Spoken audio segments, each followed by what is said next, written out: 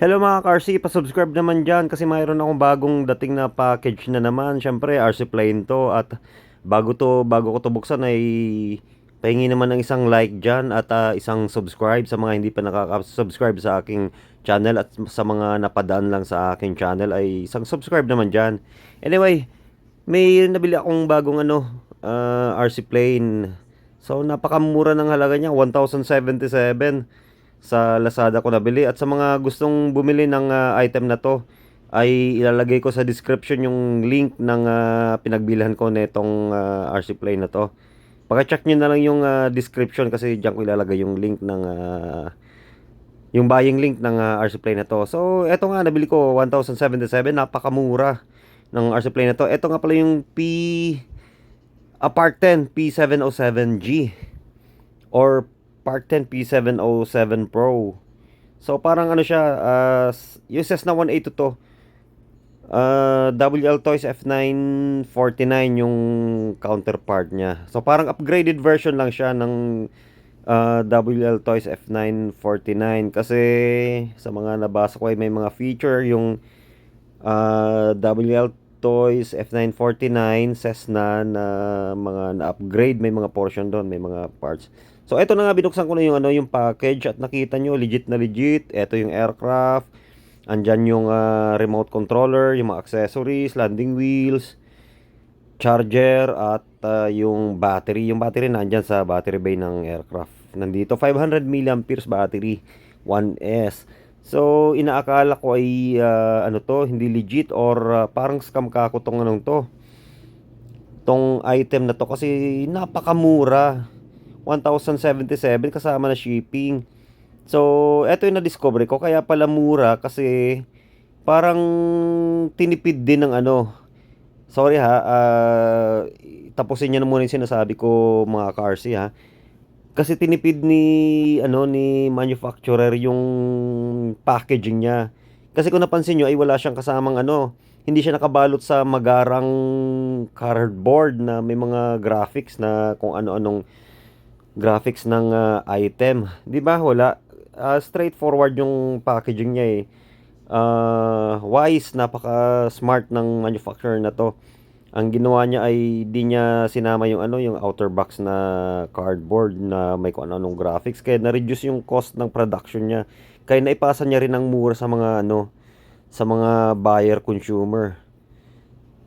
So anyway, ito yung wing assembly niya. So legit. Yung aircraft nakita nyo may siya, may mga upgrade na diyan na may mga napansin akong upgrade diyan against dun sa WL Toys F949. Unang-una yung receiver board niya, napansin ko isang yung WL Toys F949 ay isa lang yung receiver board. Ibig sabihin pati yung lahat-lahat na andun na yung servo. So dito sa aircraft na to ay nakahiwalay yung servo sa receiver board. Ibig sabihin kung sakali magkaroon man ng bulilyaso, magkaroon man ng problema yung servo mo ay yung servo lang yung papalitan nyo, hindi yung entire receiver board kasi nga hiwalay yung servo doon sa receiver.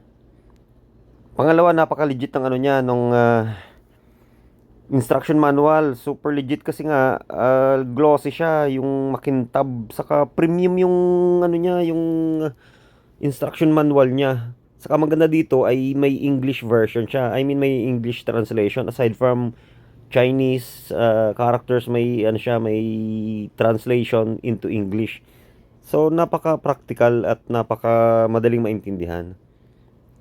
So binasa-basa ko ng konti yung instructions kasi kahit medyo may alam na tayo sa pagpapalipad ay hindi pa rin natin pwedeng i-discount yung ibang instruction na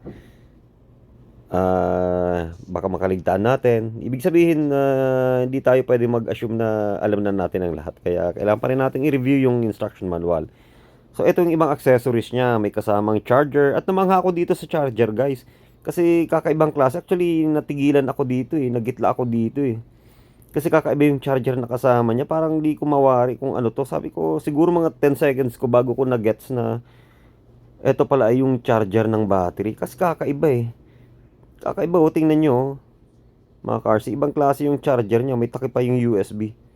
Pero napaka-ano talaga, napaka-unique ng ano niya, ng charger niya. Tapos sa box kay kasama rin yung ibang accessories gaya ng screwdriver, screws, extra propeller, and yung landing gear. So ito talaga yung napaka-ano niya, cost effective nga to talaga.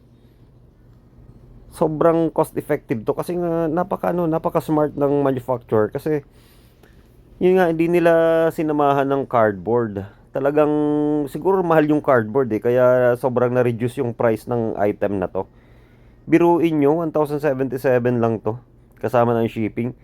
Tapos pag ikukumpara mo to sa mga ano yung WL Toys F949, siguro around ano to, mga 2,700, siguro pinakamura na yung 2,200 RTF version na yon.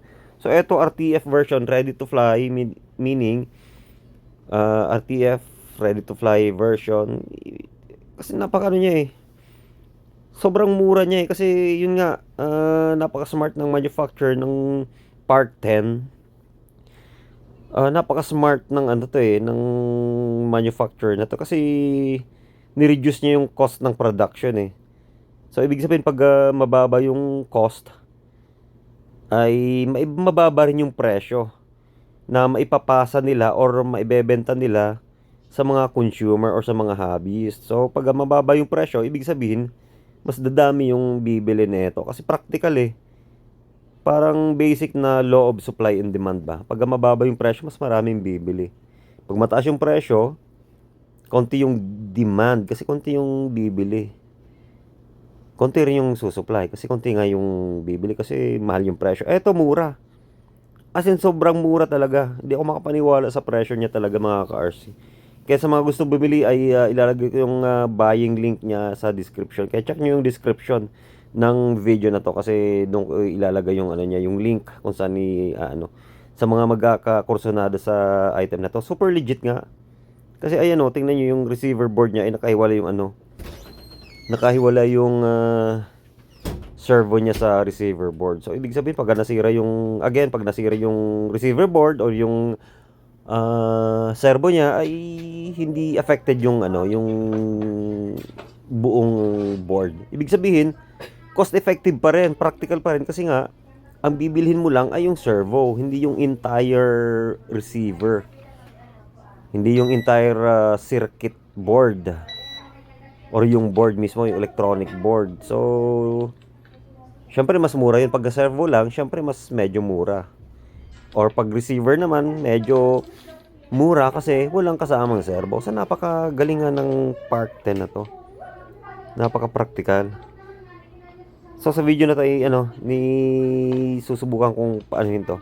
I-set up yung aircraft para masubukan natin yung mga control surfaces niya and then yung motor niya.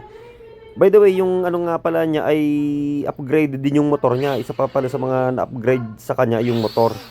Kasi yung previous version niya na WL Toys F949 ay parang 720 lang yung niya, coreless motor, 720 yung motor niya. Pero dito ay according to the specifications ay 1020 na yung motor niya. So mas powerful yung motor niya. And of course, nando pa rin yung yung stabilization, gyro stabilization, 6-axis gyro stabilization. And pwede mo siyang i-on and off yung stabilization sa sa aircraft na to. Yung right button sa shoulder ng remote controller, yun yung on and off ng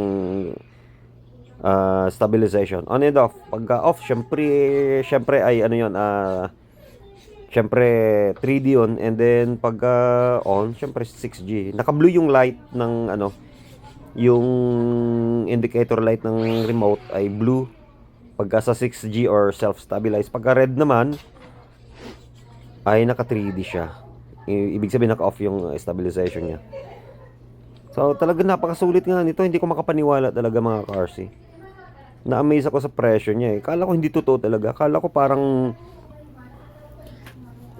pang-akit lang dun sa Lazada or siguro parang pang-scam. Pero totoo napakamura. Tapos ito yung makukuha mo sa presyo. Very worth it talaga. Bang for a buck na tinatawag talaga. Literal na bang for a buck to. Napakamura talaga. Napakamura, makakapagpalipad ka na sa napakamurang halaga ay makakapagpalipad ka na mga cars eh.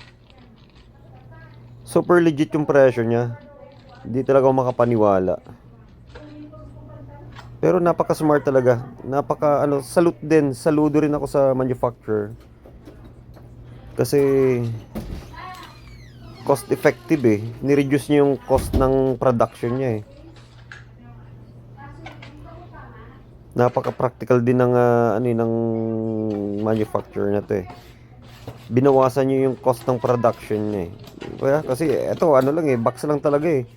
I mean styro lang talaga yung lalagyan niya eh. Styro box lang talaga, wala yung outer box, di ba? Yung outer box na may mga graphics. Siguro mahal yun eh, no? Kaya napakalaki ng binawas sa presyo eh. Siguro mahal yung box na yun, no? Kasi may mga print pa yun eh, yung mga graphics.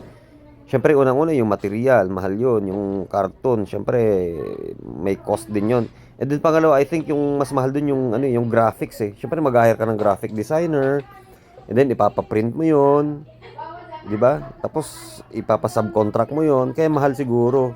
Kaya siguro tinanggal nila 'yon para mabawasan yung presyo, makameno sa presyo. And at the same time, maipasa rin nila sa buyer na mas mura, mas practical at mas mura.